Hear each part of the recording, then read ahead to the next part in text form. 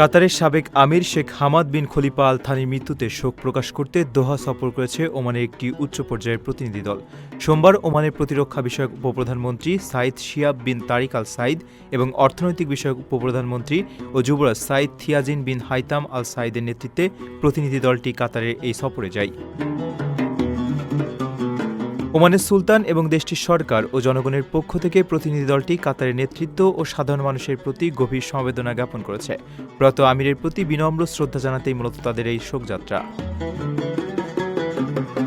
সফরকালে ওমানের প্রতিনিধি দলটি কাতারের সরকার ও জনগণের সঙ্গে পূর্ণ সংহতি প্রকাশ করে। এ সময় তারা প্রয়াত আমিরের বিদেহী আত্মার চিরস্থায়ী শান্তি কামনা করেন।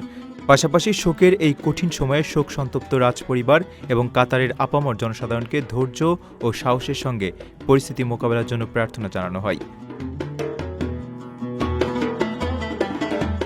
নিজের একটি স্বপ্নের ফ্ল্যাট এখন আর স্বপ্ন নয়। প্রবাসীর সিটিতে শুরু হয়েছে ৬ বছর মেয়াদী সহজ কিস্তিতে ফ্ল্যাট কেনার দারুণ সুযোগ। এক ঠিকানায় আধুনিক জীবনযাপনের সব সুবিধা, নিরাপদ, পরিকল্পিত ও বিদেশের মতো স্মার্ট পরিবেশ।